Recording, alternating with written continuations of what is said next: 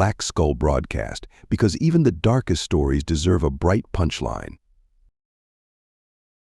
Welcome again to Black Skull Broadcast. So imagine, if you will, just walking into a local supply shop. Okay. You ask the clerk behind the counter for, I don't know, a basic power converter, something that maybe costs like 35 credits. Sure. Super standard. Right. And the clerk gives you the price. But in response, you don't just pay them. Instead, you throw 100,000 credits right at their face. Oh, wow. Yeah. And you scream that they're this corrupted puppet being manipulated by a shadow syndicate. And then you refuse to leave the store. You just stand in the doorway yelling at the other customers for, like, 4 consecutive days. I mean, that sounds completely unhinged. It really does. Yeah. Right. But today, we are taking a deep dive into the digital equivalent of exactly that. And it is such a fascinating case study because, when an engine on a bulk freighter breaks down, the diagnostics are clean. Right. It's straightforward. Exactly. You scan the manifold, you find the ruptured plasma conduit, and you just replace the part. Mechanical failure is binary.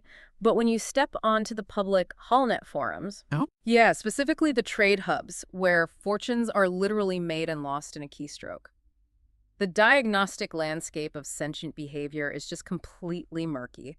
We are dealing with volatile mixtures of social trauma, extreme wealth, and absolute anonymity. Which is exactly the core mission of our deep dive today, because we've gained access to a recently declassified data packet from the Combine's public HoloNet forums. It's quite the read. It really is, and we're looking at 2 highly revealing artifacts here.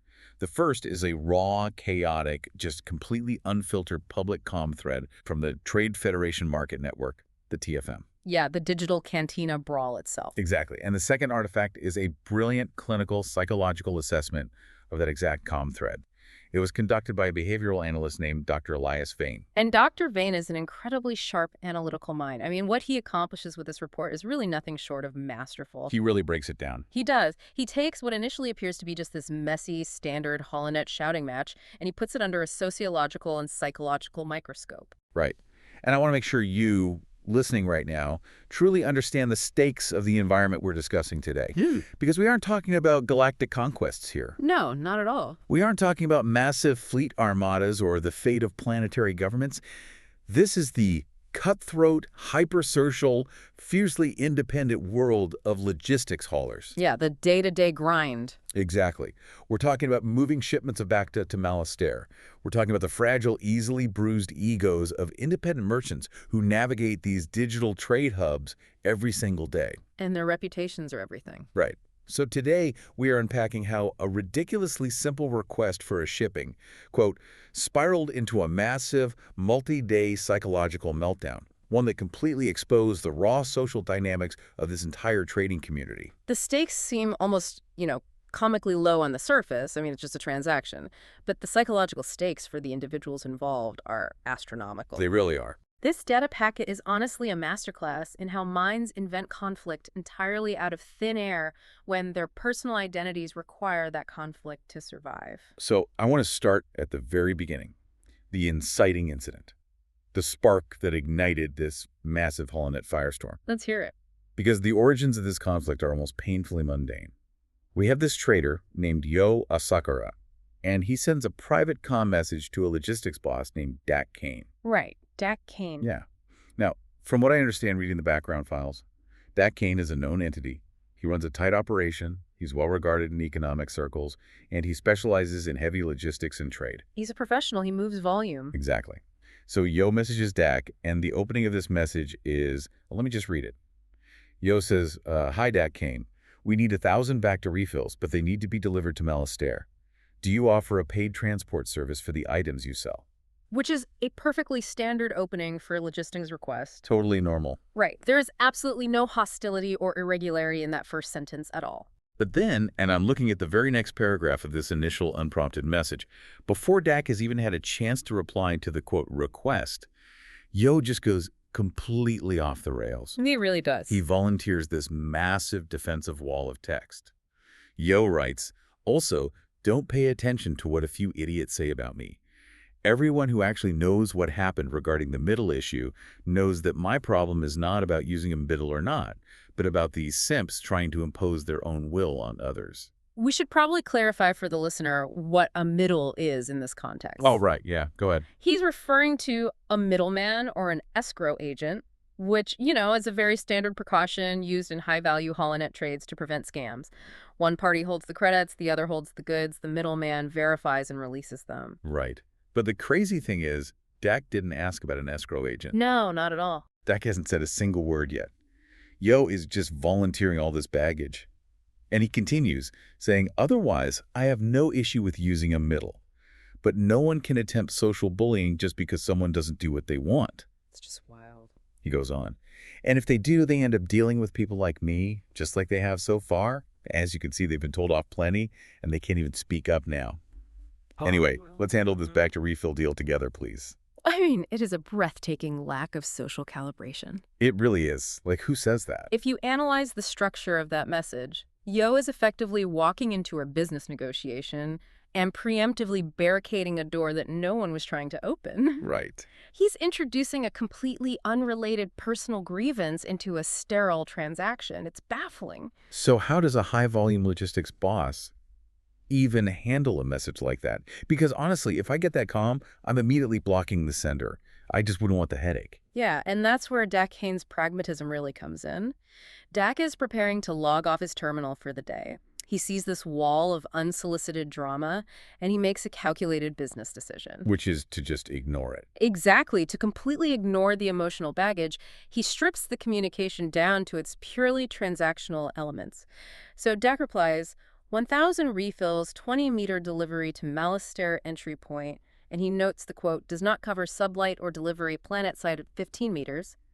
Total 35 meter. That's it. That's it. 35 million credits. Short, sweet, to the point. He doesn't acknowledge the drama about the middlemen. He doesn't ask who the idiots are. He just gives a number. Which is exactly how a high-volume trader should operate to minimize friction. You don't engage with the noise. But here is the twist that absolutely floored me when I was reading through this packet.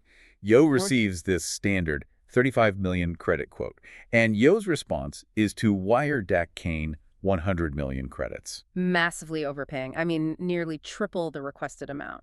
Let's put that into perspective for the listener. 100 million credits isn't just emptying your digital wallet. That kind of currency is the equivalent of buying a fleet of mid-sized planetary transports. It's a fortune. And Yo just throws it at Dak. But he attaches a scathing, incredibly hostile message to the transfer. Yo writes, money is not a problem. I sent you 100 meters so you feel comfortable. If you want, you can send the goods to Malastare orbit. I'll send one of my guys to pick it up. If you don't want to, you can keep the money. No worries. Notice the false magnanimity there. He is performing wealth. Right, like he's some benevolent king. But then the tone aggressively pivots. Yo adds, but after a message sent to you in a sincere and friendly manner, replying with such a cold tone and asking 15M for a 1.5 to 2 day transport is quite telling. Sincere and friendly manner. I know. And he finishes with, it's clear you've been influenced by others. When a handful of fools can manipulate people this easily, that's exactly why people like me are needed in this environment. And this is where Dr. Vane's psychological assessment becomes utterly invaluable. Because on the surface, from a purely rational economic standpoint, this interaction makes zero logical sense. Not at all. Why would you willingly hand over a massive fortune to someone you are simultaneously insulting? Someone you are accusing of being a manipulated fool? It's absurd. So how does Dr. Vane explain it? Well, Dr. Vane analyzes Dak Kane first, just to understand how the environment reacts to this anomaly.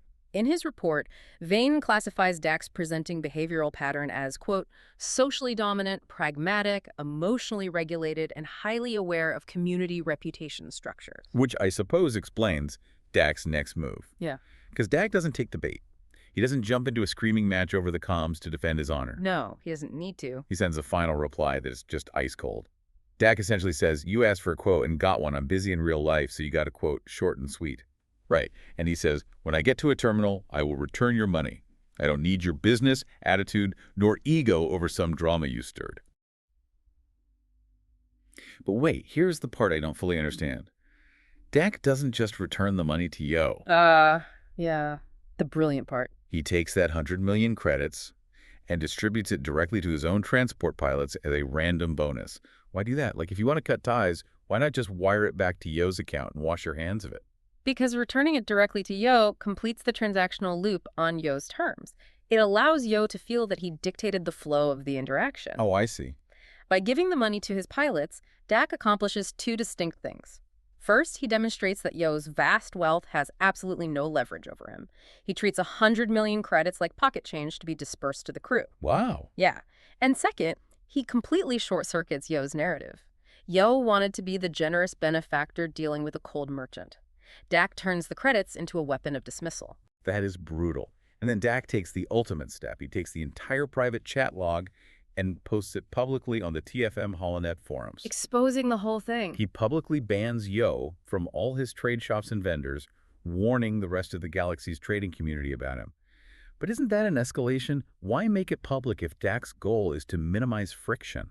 Dr. Vane specifically addresses this in the report. He points out that Dak's forum thread isn't motivated by emotional catharsis. So he's not just venting. Exactly. Dak isn't angry. He is motivated by reputational signaling, community warning behavior, and social containment. In a decentralized trade hub like the TFM, reputation is the only currency that actually matters. That makes sense. Dak is effectively framing Yo as socially costly and emotionally unstable. It's a pragmatic quarantine of a toxic asset. He's basically telling the community, this individual is a liability. Engage at your own risk. I am genuinely stuck on the mindset of Yo here, though. Let's look at it from his side for a second. Why would someone willingly part with a literal fortune just to win an argument? It's hard to grasp. Is this purely a flex of wealth, like I'm so rich I can throw 100 million away just to prove you're rude? Or is there a deeper cognitive mechanism firing here? If we look closely at Dr. Vane's profile of Yo, for him, the credits are entirely secondary to the moral victory. In fact, the credits are just a prop in the theater of his own martyrdom. A prop for 100 million credits. Yes. He is essentially purchasing the right to be aggrieved. By overpaying so drastically, he is trying to seize the high ground. The underlying message he's sending is, look how magnanimous, wealthy, and reasonable I am, while you are petty, cold, and easily manipulated by my enemies. That is so twisted. The 100 million credits is a diagnostic fee he is willing to pay to maintain his internal narrative that he is a superior being surrounded by corrupt fools. So he's literally buying the moral high ground. But it completely backfires because Dak refuses to play the role of the subservient, grateful merchant. Dak strips Yo of that purchase superiority by exposing the conversation. Taking the money and staying quiet would have made Dak complicit in Yo's alternate reality. By posting it for social containment, Dak uses the community's immune system to reject the infection. Exactly. And the community's immune system responds with overwhelming force. But to understand why the community reacts the way it does, we must first deeply understand the pathogen itself. We need to understand Yo's psychological engine. Which brings us right into Section 2, Dr. Vane's deep dive into Yo's mind. Because Yo doesn't just walk away after Dak blocks him. No, he leans in. Right. Any normal person having their private tantrum exposed to thousands of elite traders would feel intense shame. They would delete their accounts, power down their terminals, and disappear for a few months. But Yo follows Dak to the public forum, and he doubles down. He starts posting these massive thousands of words manifestos. It's wild. So what does Dr. Vane say about this? Dr. Vane identifies several core pathologies operating within Yo that make retreat impossible for him. The first is what Vane terms a grandiose defensive structure. A grandiose defensive structure. Yes.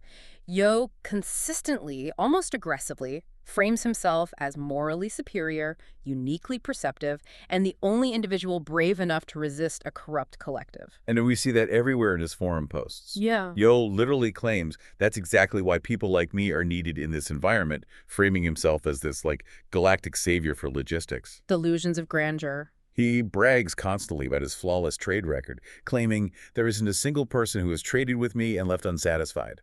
But then, and this is hilarious, another trader on the forum, Tomas Aquin, actually pulls up Yo's public ledger. Oh, the ledger drop! Yes. Tomas points out Yo has only ever completed 17 trades on the TFM.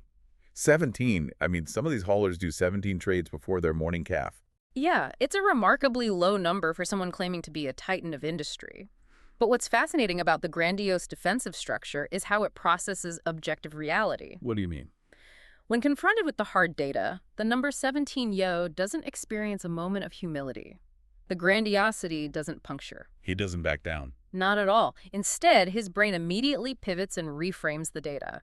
He claims those 17 trades were massive, 100 to 150 million credit deals, and then demands to know what arbitrary number the SIMP Council requires to validate his expertise. But wait, does it actually matter if the trades were large? Couldn't he just be an incredibly high-value, low-volume trader who's genuinely successful? Well, the actual volume is irrelevant to the psychological function here. Dr. Vane notes that the grandiosity is used entirely as a compensatory mechanism. A shield. Exactly. It's a shield against perceived humiliation, rejection, or loss of social status. Every criticism YOH faces is reframed not as a simple disagreement over shipping etiquette, but as definitive evidence that his critics are corrupt, weak-minded, or socially dependent. So his defensive structure demands that he is perfect. Therefore, any criticism must come from a place of malice. Right. And that leads right into the next major psychological mechanism Dr. Vane outlines, which is persecution framing and attribution distortion. Yeah, I found this part absolutely terrifying when I read it. Dr. Vane phrases this so clinically. He says, YOH demonstrates persistent attribution bias. Personal responsibility is externalized, while malicious intent is frequently projected onto others. It's a powerful distortion. But how does that actually work in the brain? Like, how does a person functionally rewire their perception like that? It's basically a cognitive rerouting driven by the inability to tolerate cognitive dissonance. When a healthy brain receives a neutral piece of information, like Dak's short 35 million credit quote, it processes it as mundane data. Just a number. Right. But Yeah. when a brain is suffering from severe attribution distortion, the amygdala essentially hijacks that data. It scans for threats where none exist because the internal ego is so fragile. So the brain encounters social friction, feels threatened, and resolves that discomfort by painting the other person as part of a malicious conspiracy. So a standard HoloNet invoice is literally processed by his brain as a coordinated attack. Yes. He called Dak's quote a cold tone and instantly jumped to the conclusion that Dak had been manipulated by YOH's unseen enemies. Neutral interactions are reframed as systemic oppression. Exactly. The tragedy of attribution distortion is that the subject becomes psychologically unable to interpret criticism as ordinary friction. They just can't see it. Right. When people on the forum start pointing out that YOH is behaving erratically, he doesn't think, perhaps my tone was overly hostile. He writes things like, you and other simps who've been shielding Dak both here and on Discord since yesterday are blinded. You believe whatever they say instantly, just for your own benefit. He sees a vast, interconnected conspiracy in a simple dispute over Malastare shipping rates. It's a self-sealing reality. It really is. If people agree with YOH, it validates his worldview. If people disagree with YOH, it also validates his worldview by proving he's a lone wolf being persecuted by a corrupt system. He can't lose in his own mind. There is literally no piece of data you can introduce into that loop that won't just become fuel for the fire. Which is why conflict resolution becomes functionally impossible. His brain converts every single input into evidence of his own martyrdom. And that brings me to the most bizarre behavior in the entire thread. The way YOH's identity becomes completely fused with the conflict itself. The dramatic exits. Yes. Over and over in this massive multi-day forum thread, YOH dramatically announces his departure. He posts these incredibly theatrical sign-offs. The tirade has spoken. Yeah, he writes, the tirade has spoken, now dismissed. He says, anyway, I don't have anything else to say. I've already said everything that needed to be said. He says, good day to everyone, again, and hopefully for the last time on this topic. But he never leaves. He never leaves. He keeps coming back, adding massive, multi-paragraph edits to his posts. He'll have a single post with edit 1, edit 2, edit 3, stretching into thousands of words. If he hates these people so much, why not just close the comm channel? Dr. Vane calls this identity fusion with conflict. And honestly, it is perhaps the most profound observation in the entire diagnostic report. How so? YOH repeatedly declares an intention to disengage, yet continuously re-enters the war zone because of an unresolved ego threat. YOH derives his entire psychological coherence from playing the role of the outsider, the dissenter, the embattled moral authority fighting the good fight. So without the conflict, Yeah. he's just a guy who overpaid for a back-to-shipment. Yep. He's just a guy who made a bad deal. Precisely. Without the conflict, his grand identity crumbles into nothing. He needs the mob to attack him so he can feel like the hero standing against the tide. He requires the persecution to feel relevant. The hostility of the forum is literally the oxygen keeping his grandiose self-image alive. That's a great way to put it. But I have to ask, Yo claims in these rants that he is fighting for the 1,975 normal people against a cabal of 25 ass-kissers. Very specific numbers. Right. He genuinely creates this statistic out of thin air to represent the silent majority of the galaxy that he thinks he is protecting. Is it possible he actually believes this? Does he truly believe he is the hero of this story, shielding innocent traders from a corrupt syndicate? The devastating truth revealed by the clinical analysis is yes. He absolutely believes it. Wow. This is not a performance. He isn't a provocateur seeking amusement. He is experiencing profound, genuine distress. Dr. Vane highlights YOH's extreme rejection and humiliation sensitivity. His creation of rigid moral hierarchies is a survival mechanism. Like how he calls everyone a simp. Exactly. Notice how he labels everyone who disagrees with him as simp, and when someone finally asks what a simp is, YOH invents his own acronym for it. Self-important mediocre person. Self-important mediocre person. It's so oddly specific. Well, it's a cognitive organizing tool. He uses that label to simplify a social environment that he finds utterly threatening and incomprehensible. It flattens them out. Right. By labeling everyone a simp, he strips them of their individual complexity. They are no longer independent traders with differing opinions. They are a monolithic enemy that he can righteously destroy. It allows him to aggressively attack them while still feeling like a victim defending himself. That explains why he uses such violent terminology for a trade dispute. He brags about how he can pentakill simps like you. Yeah, pentakill. It's incredibly aggressive language for someone who claims to be the victim of social bullying. It is reactive aggression disguised as righteous defense. But, to truly understand the anatomy of this HoloNet meltdown, we cannot just look at YOH in isolation. Right, it takes two to tango. Exactly. This conflict doesn't exist in a vacuum. YOH is dancing, but he has partners. Which means we need to look at the other side of the digital cantina. We've spent a lot of time analyzing the isolated target, but a HoloNet firestorm requires a whole ecosystem to burn this brightly. It absolutely does. Dr. Vane breaks down the broader trading community's response to YOH's provocations. He maps out the archetypes of the crowd. Because every social community possesses an immune system, and that system relies on specialized cells to identify, isolate, and destroy perceived threats to the community's norms. Let's talk about the sharpest tool in that immune system, the enforcer. Dr. Vane assigns this role to a trader named Dak Ironfist.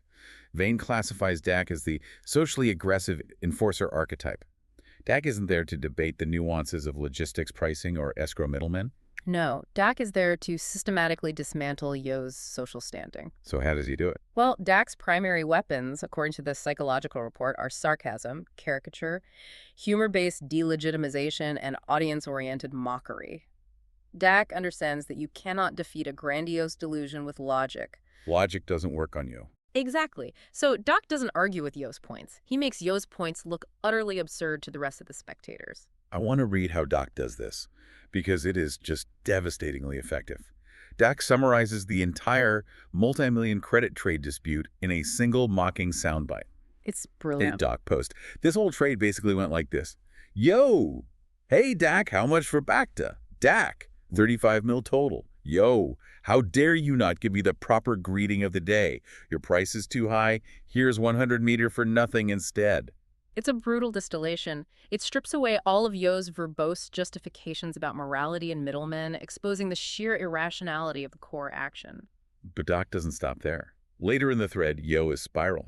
YOH is claiming that his extreme anger is completely justified and accuses Dak of trying to manipulate people by calling him rageful. And Dak's response is incredible. Dak responds by writing a literal parody script. Yeah. He compares YOH's hypersensitivity to a husband screaming at a man just for shaking his wife's hand. Yeah. Dak writes this little play where he's the normal guy saying, "What's going on?" Yeah. And he writes YOH as this deranged lunatic screaming, "Arrest this filthy man. I called the police. How dare you not be mindful of what you do?" Just because of a polite handshake. It's totally devastating caricature. We have to analyze the sociological function of this behavior, though. Right. Why does Dak Ironfist invest the time to construct these parodies? To get laughs. Well, yes, but Dr. Vane explains it goes deeper. Dak is condensing YOH's massive, verbose, thousands of words manifestos into absurd, bite-sized sound bites. This serves multiple functions for the group. Okay, what are they? First, it strips YOH of any lingering legitimacy. Second, it reduces any potential sympathy for YOH. I mean, it's hard to pity someone you're laughing at. That's true. But most importantly, it bonds the in-group through shared entertainment. The community rallies behind Doc's humor, laughing together, which reinforces their shared social norms. Doc is highly socially fluent. He rapid fires at YOH's rhetorical vulnerabilities, turning a tense conflict into a spectator sport. And a spectator sport requires an audience. Which brings us to the next archetype Dr. Vane identifies, the heckler. Specifically, a trader named Roth Shacklefist. Right. Roth. Vane says Roth primarily occupies the role of spectator heckler. Roth represents the low-investment antagonism of the crowd. He isn't constructing elaborate multi-paragraph parodies like Dak Iron Fist. He's just throwing tomatoes from the back row. Exactly. I love the dynamic between YOH and Roth because it's so predictable. When YOH does one of his highly dramatic sign-offs, posting, "Anyway, I don't have anything else to say," Roth instantly replies with a dry one-liner. "I'm sure you'll find something anyhow." And the hilarious part is Roth is immediately proven right. Yes. Yeah. Because YOH comes back a few days later with another massive wall of text. Yeah. And Roth just quotes himself and says, "Called it." Roth's function is purely to amplify the existing consensus. He isn't ideologically invested in the back to trade or the philosophical concept of middlemen. He's motivated entirely by entertainment and public spectacle.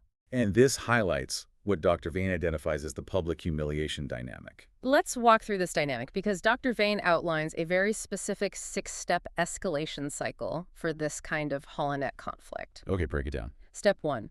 The primary subject, YOH, interprets a neutral disagreement as persecution. Step 2. The group responds with ridicule and collective rejection. Which triggers step 3. Exactly. Step 3.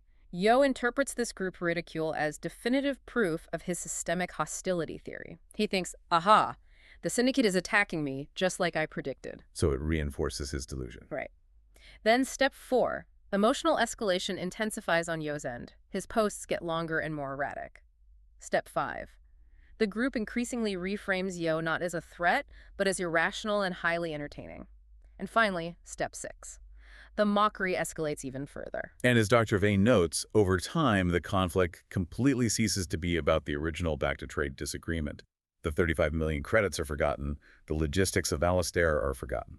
The thread morphs into a primal, almost tribal struggle over legitimacy, social positioning, and the enforcement of community norms. It becomes a pure battle of egos. But I have to push back here. When Doc Iron Fist and Roth Shacklefist pile onto YOH, when they form this wall of mockery and laughter, aren't they essentially proving YOH right? I mean, from YOH's perspective, they are forming a coordinated collective to bully him. He's not hallucinating the hostility at this point. It's right there in the text. Aren't the enforcers just proving his delusion to be true? That is the brilliant, tragic paradox at the heart of Dr. Vane's analysis. The group is engaging in collective reputational containment, which, objectively, borders on performative bullying. Right. Doc and Roth are mocking him relentlessly for an audience. So both perspectives contain partial psychological truths. YOH sees them as a toxic collective trying to silence a dissenting voice. The group sees YOH as a volatile, irrational hazard who needs to be publicly shamed out of the marketplace. So they both think they're right. Both sides genuinely believe they are the rational actors responding to insanity. But the dynamic becomes a self-reinforcing, socially corrosive doom spiral. The group's rational quarantine becomes an entertaining blood sport, which fuels YOH's paranoia, which justifies further blood sport. A doom spiral of pure text on a digital forum. It's terrifying how quickly it scales from a business quote to a psychological war. It's a rapid descent. But eventually the energy of the thread does shift. It moves from an entertaining cantina brawl to something darker, something much more uncomfortable. And this is where we see the evolution of community empathy. The spectacle gives way to a clinical realization, and the true weight of the situation settles over the participants. It starts to shift with a trader named Binak Algo. Binak enters the thread and approaches YOH's rambling with a level of clinical detachment that just completely shatters the comedic tone. It's a very different approach. Right. YOH has been using this word SIMP over and over, applying it to anyone who disagrees with him. Binak literally posts the dictionary definitions of the word SIMP to show YOH that he isn't even using the insult correctly. Binak points out that YOH's definition, self-important mediocre person, doesn't exist anywhere except in YOH's own head. Yeah, Binak says, it's like if I started to call crab every car I see, and then I act insulted when people have trouble trying to gasp what I'm trying to say. Bainak is attacking the very cognitive framework Yo is using to organize reality. He isn't mocking the spelling, he's pointing out that Yo's relationship with language itself has detached from shared reality. But the most amazing detail from Banak's intervention is that he was so baffled by Yo's disconnected recursive paragraphs that he ran Yo's text through 3 different droid brain text detectors. Essentially AI language model. Yes, the AI detectors. Benak assumed Yo had to be a malfunctioning automated script from 3 years ago. But Benak says he was horrified when all 3 detectors came back saying the text was 0% artificial. That's the chilling part. Benak writes, "But that worries me more. I have come to the conclusion that you indeed have a problem about interacting with people. It's almost scarier to the forum that a living, breathing being wrote those paragraphs." It is the clinical breakdown of the absurd. Benak moves the needle from this guy is an entertaining jerk to this guy is psychologically unwell. And we see this evolution of empathy most profoundly in Dr. Vane's profile of another traitor, Crane Baksa. Crane Bax's arc in this thread is fascinating. Dr. Vane notes that Crane starts off mocking Yo, just like Dak did. He was part of the mob initially. Yeah, in his early posts, Crane calls Yo foolish with his credits, makes fun of him acting like a historical king handing out 100 million credits, and even compares him to a bad ending of an old Holovid series. He tells Yo he's making a fool of himself. But then Yo keeps going. Right. As Yo continues to spiral, posting these massive paranoid manifestos about the 1,975 silent normal people and threatening to rip the tails off whales, Crane's tone shifts entirely. Dr. Vane describes Crane's transition from treating the situation as absurd social theater to interpreting Yo as emotionally dysregulated. Crane adopts a paternalistic tone. He stops the jokes. He recognizes the distress. Exactly. He tells Yo, honestly, after many messages I've seen here, I've been more or less at a loss at things to say. And he says, Yo, you need help. Stop the posts. Turn off the Discord. Stop responding for a while. Go about your business if you want on Combine, but just go easy. Stop taking advice from the internet. Just cool off. It's such a stark contrast to the parodies we saw earlier. And Crane isn't the only one. We have Yakubu Fista. Oh, Yoku. Dr. Vane classifies Yakubu as the emotionally mature, socially perceptive participant. Yakubu drops all the sarcasm. He makes an earnest, compassionate plea. He really tries to reach him. Yakubu writes, "Call me a simp, but this is an earnest call. Let it go. Yo, I think you could benefit from time away from the game, or at the very least the forums. Maybe don't waste your mental capacity on something fruitless or joyless. I hope you are okay. Genuinely, I hope you put this behind you." Yakubu recognizes that the conflict has become psychologically destructive. He attempts to redirect Yo toward disengagement, prioritizing Yo's psychological well-being over the forum's entertainment value. It feels like this incredibly sobering moment when the cantina goes completely quiet. The music stops playing.